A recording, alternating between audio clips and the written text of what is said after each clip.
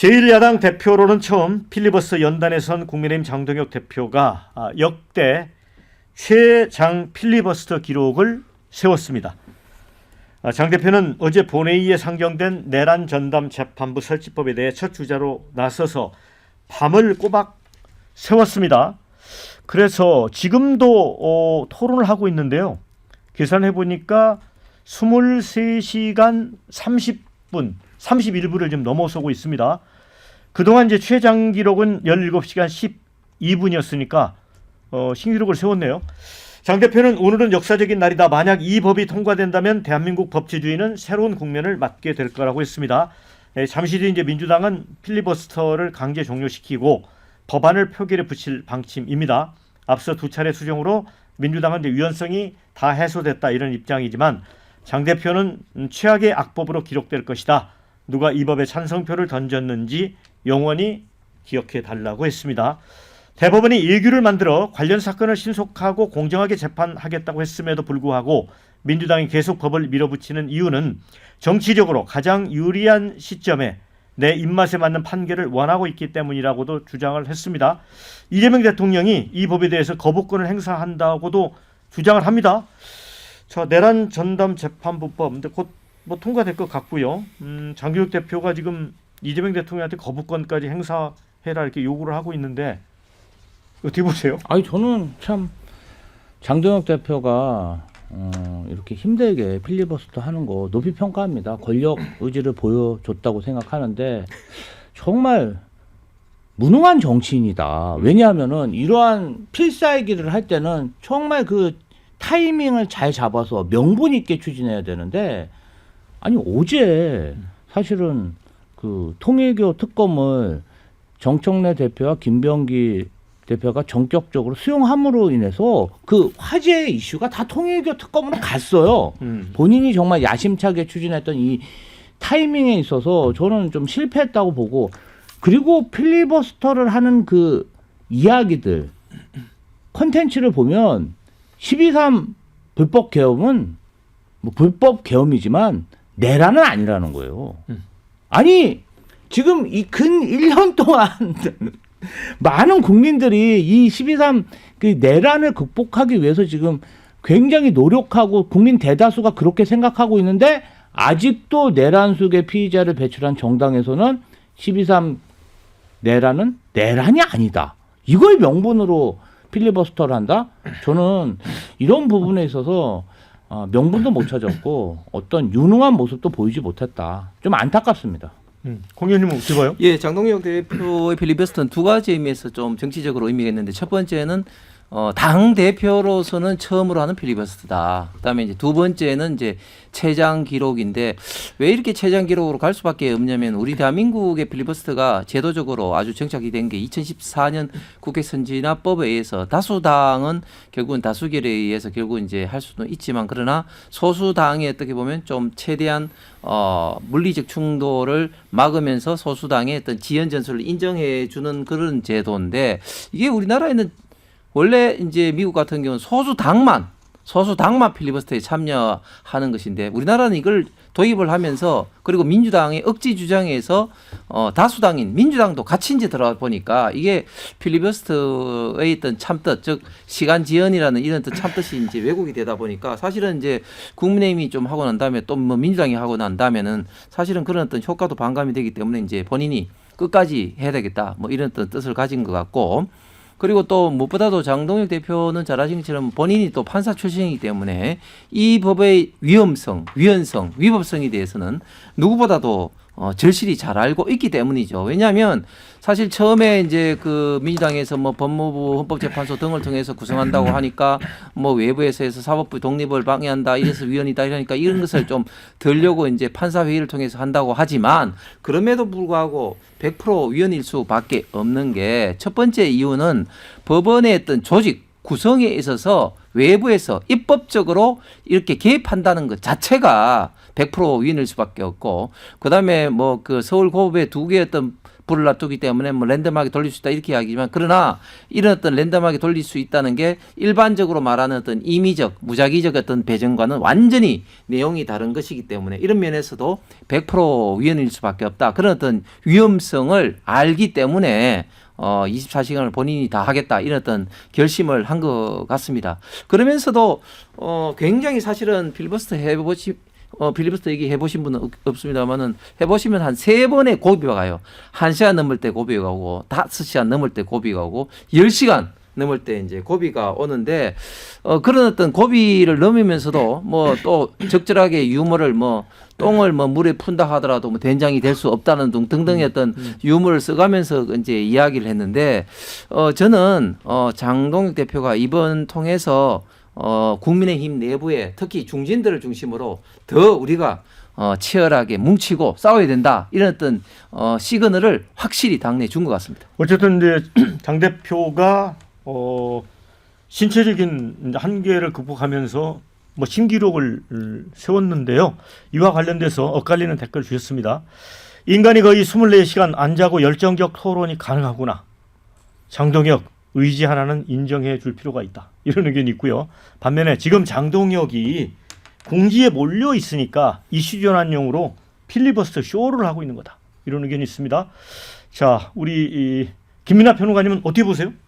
장동혁 대표가 파이팅을 보여준 거는 저도 이제 높게 평가합니다. 정치인이 이제 이런 승부수를 던질 수 있어야 되고 또 이렇게 자신의 어떤 체력 이런 것들을 희생하면서 뭔가 이제 이 뭔가 메시지를 낸다는 걸 통해서 지지자들을 감동시키고 이런 측면이 분명히 있는 거죠. 그런데 저는 기왕 이렇게 나섰으면은 좀 더 메시지나 이런 것들을 잘 관리해서 얘기했으면 훨씬 더 효과가 컸을 것이다라고 보는데 지금이 역효과가 좀 있는 것 같다는 생각이 듭니다.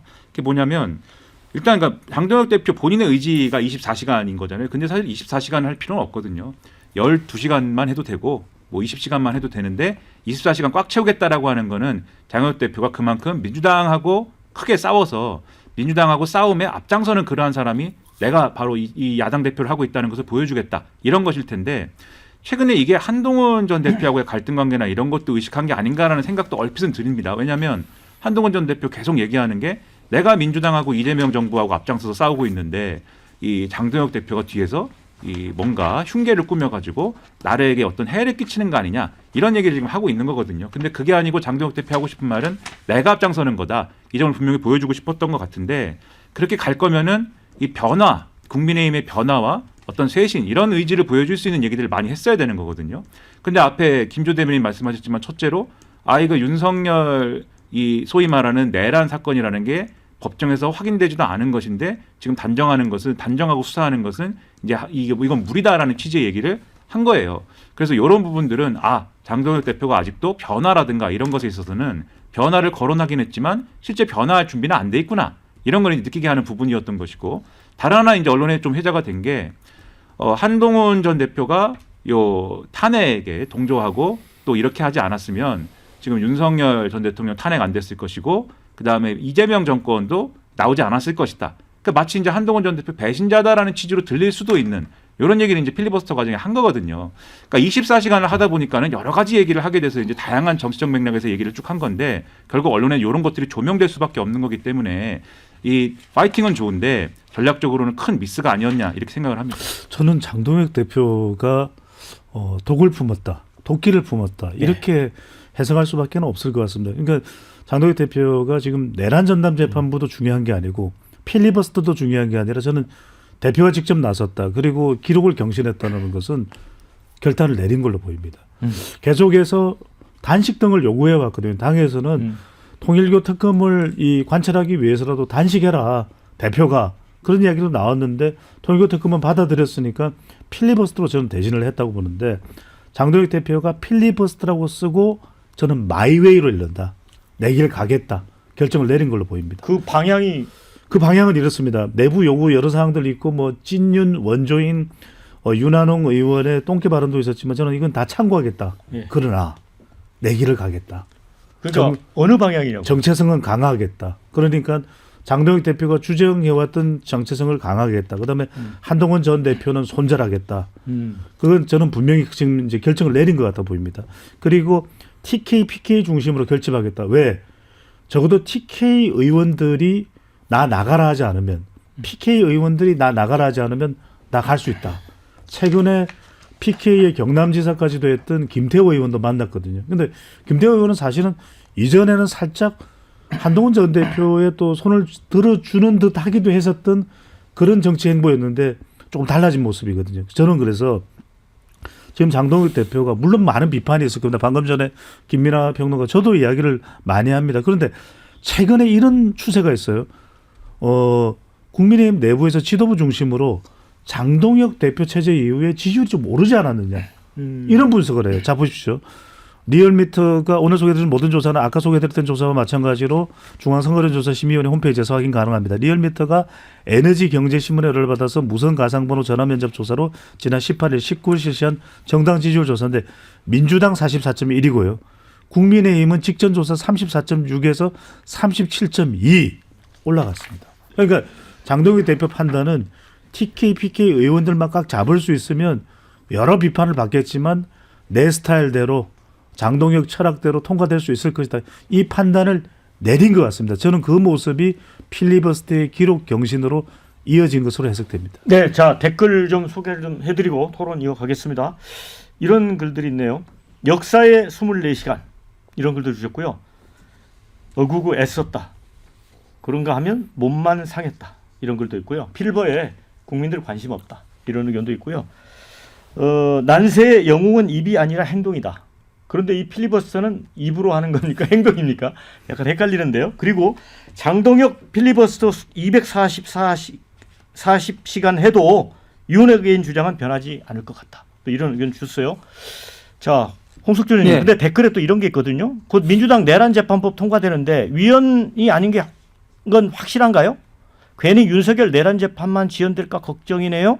또 이런 의견도 있네요.